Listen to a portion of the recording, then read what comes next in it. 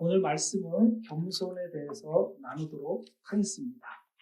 오늘부터 3주간에 걸쳐 같은 본문을 가지고 교회, 직분자들을 위한 겸손, 순종, 헌신이라는 말씀을 놓고 주제 설교를 하려고 합니다. 그러면서 마지막 4번째 주에는 이 모든 말씀들을 놓고 결단의 시기를 가지려 합니다. 이 말씀을 들으시면서 성도님들께 제가 부탁드릴 것이 있습니다. 각자가 2022년에 어떠한 모습으로 교회에서 섬김의 활동을 할 수 있을지 기도와 묵상과 고민을 통해 스스로 자원하는 마음으로 본인의 결정사항을 저에게 말씀해 주시기 바랍니다. 직분을 맡기 위해서는 구세군, 병사가 되어야 합니다. 아직 병사가 아니신 분은 저에게 병사 희망 날짜를 알려주시면 이를 고려해서 병사 교육 날짜를 잡도록 하겠습니다. 또한 병사이지만 아직 섬김의 준비가 필요하신 분이나 여러 가지 사유로 인해 힘드신 분들은 저에게 말씀해 주시기 바랍니다. 교회를 섬겨야 하는 부담감이나 의무감 때문에 시험에 드는 것을 예수님께서는 원치 않으실 것입니다. 섬김의 신앙생활이 성도님들의 신앙에 방해가 되지 않도록 저 또한 최대한 노력하겠습니다. 여러 가지 사유로 힘드신 분들은 기도로 교회와 직분자가 되시는 분들을 위해서 중보해 주시고 언젠가 섬김의 시간이 찾아오시면 성령님의 감동으로 교회 직분자로 활동할 수 있도록 기도를 부탁드립니다. 제가 이렇게 거창하게 말씀을 드린 이유는 내년 초반부터 교회를 정상화하려는 노력이 있어야 한다는 마음속 깊은 곳에서 소리를 들었기 때문입니다.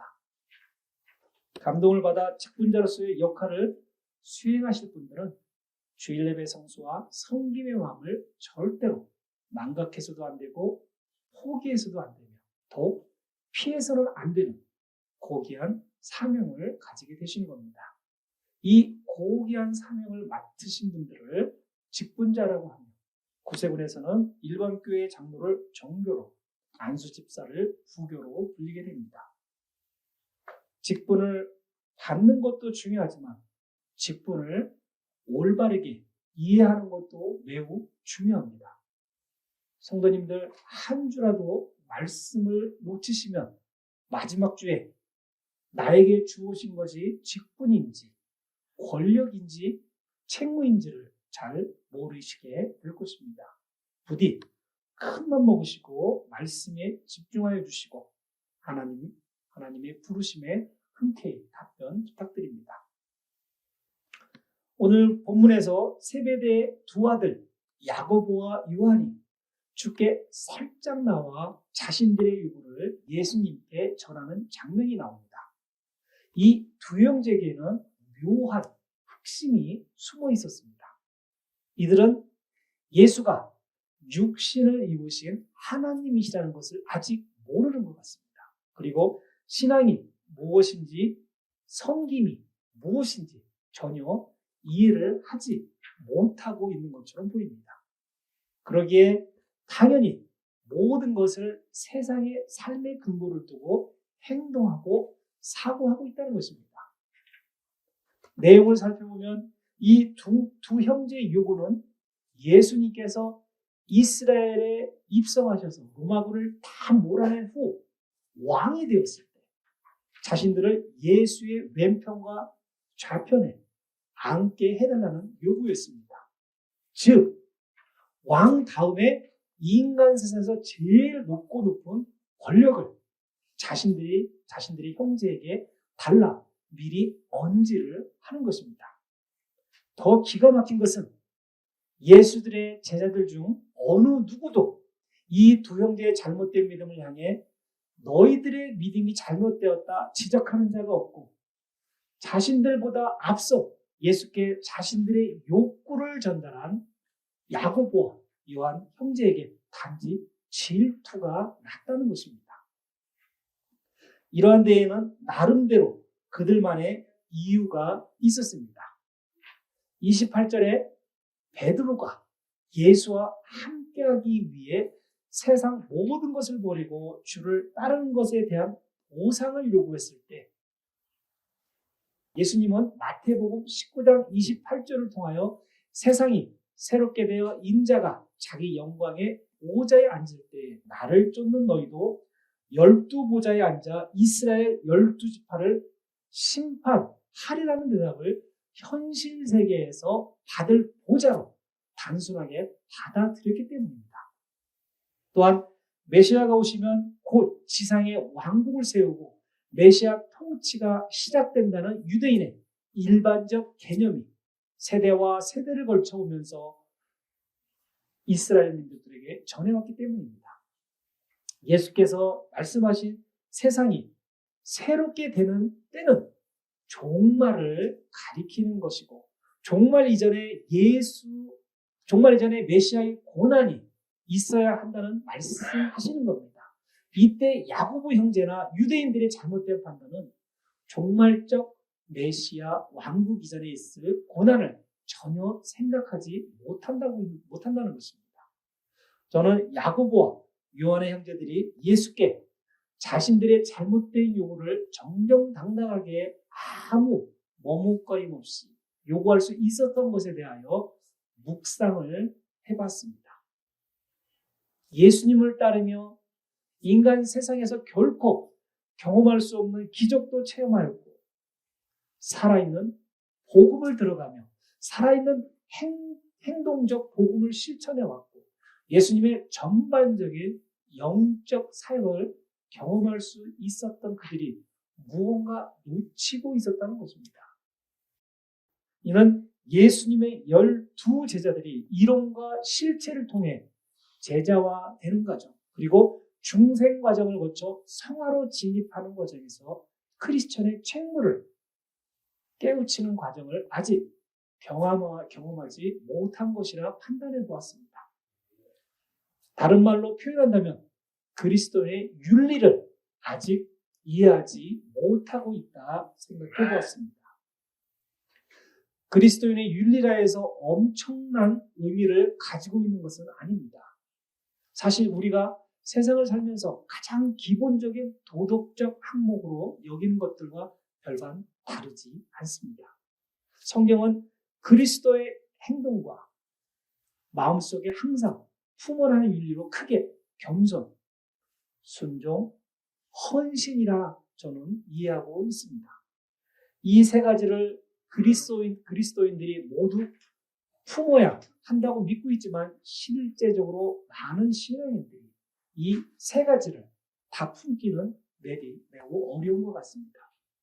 대부분의 신앙인들은 하나 내지 둘 정도만 품고 있다고 판단합니다.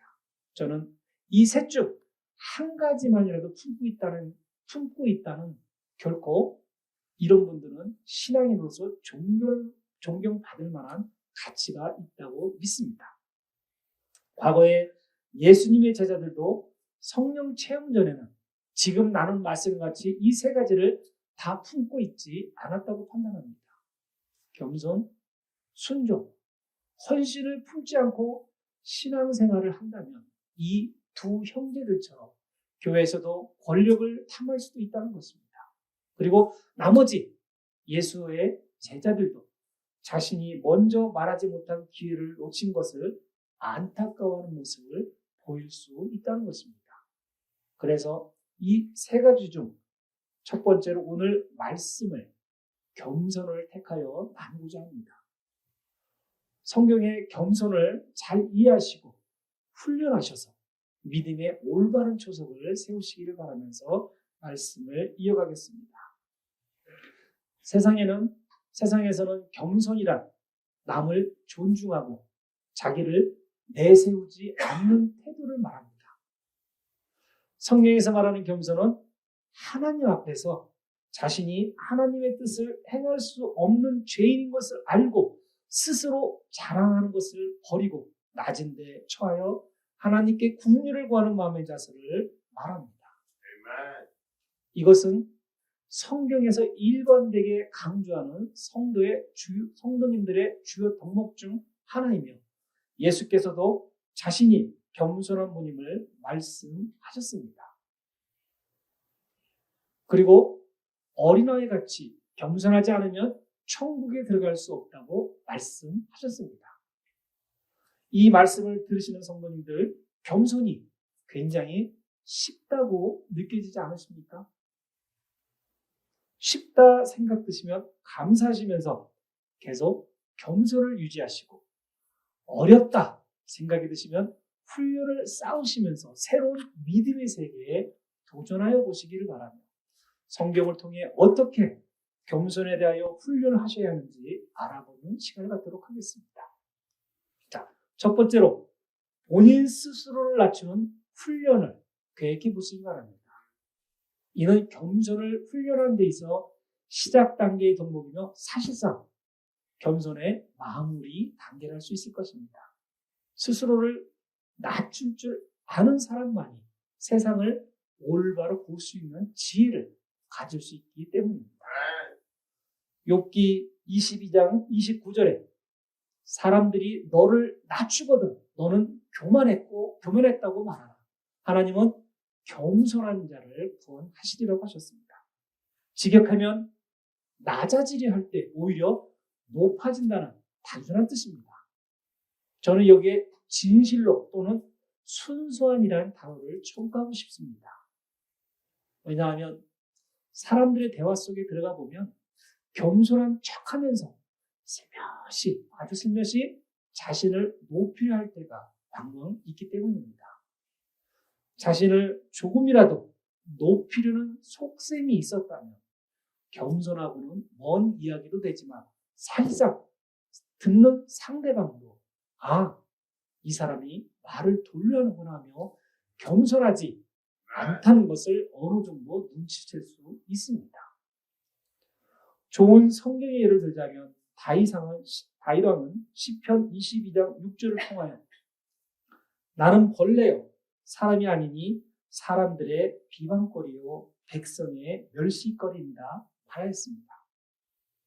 왕을 떠나서 인간으로서의 모든 존경을 버리고 죽음도 받아들이겠다는 겸손한 마음을 아무 가식 없이 사실 그대로를 말한 것입니다.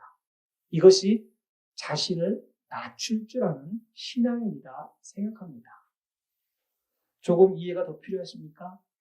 그렇다면 낮은 자의 기준을 예수 그리스도로 정해보시기 바랍니다. 예수님은 우리를 제자 삼으셨기에 우리는 그분의 제자가 됩니다. 제자가 된 우리로서 스승보다 더 높임을 받으려 하거나 더 좋은 대접을 받는다면 스승에 대한 예가 아닐 것입니다.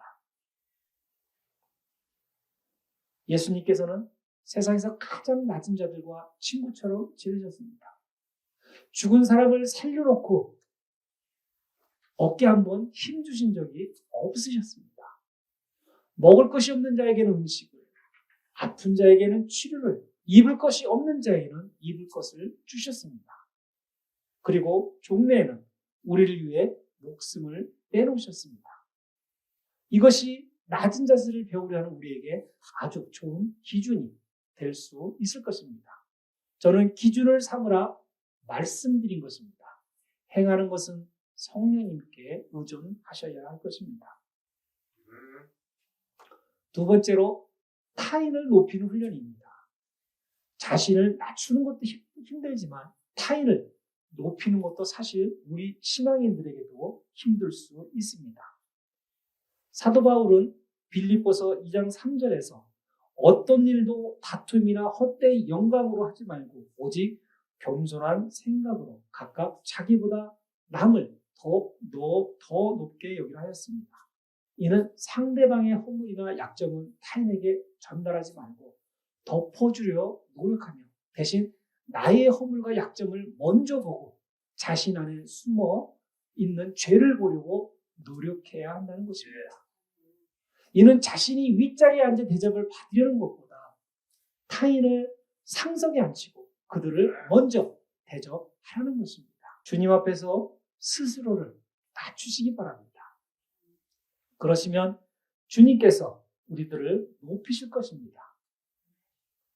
저는 시한부 인생을 사는 우리 사이에서 높임을 받는 것보다 영원한 하늘나라에서 주님으로부터 높임을 받는 것이 더 가치 있다고 믿습니다. 세 번째로 하나님의 은혜에 의존하시는 훈련을 쌓으시기를 희망합니다. 이는 자신의 연약함을 인정하라는 것입니다. 사실 능력이 좋은 사람들은 자신이 나약하게 보이는 것을 매우 싫어합니다. 그리고 이분들의 자존감은 남들보다 많이 강합니다. 강한 사람을 육체적 강함과 정신적 강함으로 나눠보면 아무리 육체적 강한 사람들도 눈에 보이지도 않을 정도의 가시가 손가락에 깊숙이 박히면 연약한 사람들처럼 똑같이 아파합니다. 상한 음식을 먹으면 강한 사람들도 배탈이 납니다. 감기도 걸립니다. 강함과 약함의 차이만 있는 것이지 사실상 인간이 겪는 육체적인 고통은 똑같은 반응을 할 수밖에 없는 우리 모두는 나약한 존재들인 것입니다. 정신적 강함은 어떻습니까? 이 불의 사람도 사랑하는 사람과 사별을 하거나 이별을 하면 가슴이 아픕니다. 다만 표현을 숨길 뿐인 것입니다. 사업의 실패를 경험하면 상당히 어려워합니다. 중병에 걸려 시한부 생명이란 의사의 소리를 듣게 되면 누구나 똑같이 겪는 부정과 긍정과 단념의 과정을 밟게 됩니다. 역시 강함과 약함의 차이는 있지만 사실상 우리 모두는 별반 차이가 없다는 것입니다. 그러나 하나님께 나의 연약함을 인정한다는 것은 자신의 마음을 다스릴 줄 알게 된다는 것입니다. 나의 연약함을 인정하고 하나님께 매달리는 분들에게는 강함과 약함과는 관계없이 외면적, 내면적인 어떤 풍파와 고난도 당당하게 견뎌낼 수 있는 은혜를 받을 수 있게 된다는 것입니다. 자신의 마음을 다스려 늘 행복과 평안함을 맛볼 수 있다는 것입니다. 나를 완벽히 낮출 수 있게 된다는 것입니다. 이제 인간의 한계를 조금씩 벗어날 수 있게 되는 것입니다. 모든 것을 긍정적으로 보실 수 있는 신앙인이 되시게 된다는 것입니다. 네 번째로 상대방들이 나에 대한 그 어떠한 공격도 감내할 수 있는 훈련이 있어야 합니다. 신앙생활을 하다 보면 본인의 의지와 아무 관계없이 온갖 책망과 비난 그리고 실책을 들어야 합니다. 하나를 더 더한다면 온갖 소문입니다. 내가 잘못한 것이라면 수긍할 수 있겠지만 나와는 조금도 관계가 없는 이야기로 나를 힘들게 한다는 것입니다. 저는 신앙생활을 하면서 톡톡이 배운 것이 있습니다. 귀머거리 3년, 벙어리 3년을 겪어야 한다는 것입니다. 이 기간 동안 나쁜 말은 듣지도 말고 3년 후 나쁜 말을 들었다 해도 남들에게 말하지 말라는 것입니다. 정말로 이렇게 했더니 하나님께서 엄청난 은혜를 주셨습니다. 같은 교회 신앙인들이 저희들에게 이런 말들을 하였습니다. 아니, 이 사람 그렇게 안 봤는데 그 정도밖에 안 되는 사람이었어. 귀머거리 3년, 벙어리 3년 후, 6년 후에는 아니, 이 사람 정말 알고 보니 친구야. 내가 사람을 제대로 보았어.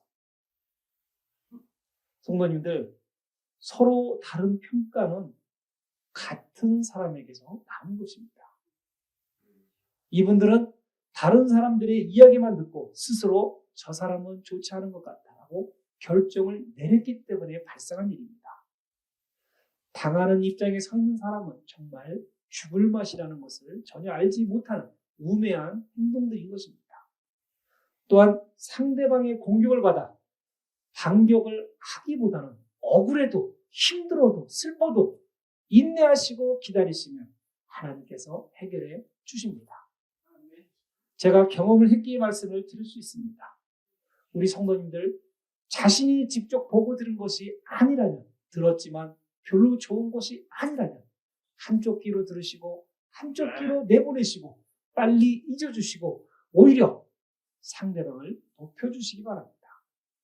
불편한 이야기를 다른 분들에게 전달하지 않는 훈련이 되었다면 이제 성도님들은 영적으로 매우 높은 성장 단계에 있는 분들이 되신다는 것입니다. 다섯 번째로 진리를 주장할 수 있도록 훈련을 하시기 바랍니다.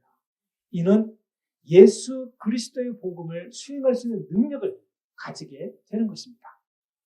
교회의 문지방을 오래도록 넘어다녔지만 내가 예수의 복음을 전할 수 있는 지식과 지혜와 용기가 없다면 과연 내가 참 그리스도인인지를 스스로에게 되물어 보아야 합니다. 사실 이것은 그리 어려운 것도 아닙니다. 예수님의 겸손과 사랑을 그대로 전하기만 하면 되기 때문입니다. 없는 것을 말하는 것도 아니고 없는 것을 꾸며 더 부풀리라 하는 것도 아니기 때문입니다. 내가 알고 있는 사실 그대로를 사람들에게 사람과 함께 진리를 전하라는 것입니다. 어렵다 생각하시면 저에게 오시기 바랍니다. 우리 같이 해결 실마리를 찾기 위해 같이 노력해 보도록 하겠습니다. 마지막 여섯 번째, 하나님을 바라보는 훈련이 필요합니다. 하나님은 때로는 경외의 하나님이시고 사랑의 하나님이십니다. 경외의 하나님이란 하나님의 뜻에 따르지 않거나 반대하는 자들에게는 심판관이 되는 무서운 뜻도 있지만 내가 하나님을 경외한다는 것은 나의 삶 모든 영역에서 하나님의 절대 주권을 인정하는 가운데 하나님을 전적으로 믿고 의지하며 순종하는 삶의 자세를 유지한다는 것입니다. 이는 하나님이 이 세상의 주인이심을 확실히 믿기에 하나님을 존경하는 마음에서 두려워하게 되고 그분의 말씀에 순종하게 되는 것입니다. 또한 하나님께서 항상 나를 보고 계시다는 것을 의식하고 살아야 한다는 것입니다. 그러므로 하나님을 진정으로 경외하는 신앙인은 스스로 자신의 지혜를 자랑하지 않습니다. 인간의 지혜와 능력으로 자신의 삶과 역사를 이끌어갈 수 없다는 것을 잘 알기 때문입니다. 하나님을 항상 바라보는 신앙인들은 자신의 지혜로 아무리 완벽한 계획을 세워도 그 일의 성사는 역사의 주인이신 하나님께 달려있음을 잘 알고 있게 됩니다. 그래서 사람의 지혜와 명철을 의지하기보다는 인류의 역사의 삶을 다스리시는 하나님께 지혜를 구하며 하나님께 의뢰하며 하나님과 사람 앞에서 늘 자신을 낮추고 겸손하게 되는 것입니다. 성도님들, 천사가 왜 사단이 되었다고 생각하십니까? 천사가 사단이 된 이유는 바로 겸손이 부족했기 때문입니다. 자신의 능력과 지식이 다른 천사들보다 너무 뛰어나서 하나님께서 주신 능력이었다는 것을 망각하고 하나님께서 주신 그 능력을 자신 스스로의 능력이라 생각하고 자신 스스로를 높이려 했기 때문입니다. 채우지 못한 겸손은 성과 악의 극명한 대조를 이루게 된다는 것입니다. 오늘 말씀을 통해서 성도님들은 몇 가지가 훈련되어 있으신다고 생각하십니까? 생각할 시간을 드려보겠습니다. 첫째가 자신을 낮추라. 둘째가 타인을 높여라. 셋째가 하나님 은혜에 의존해라. 넷째가 타인의 어떠한 공격에도 넘어지지 마라. 다섯째가 진리의 복음을 주장하라. 여섯째가 하나님을 항상 바라보라 이었습니다.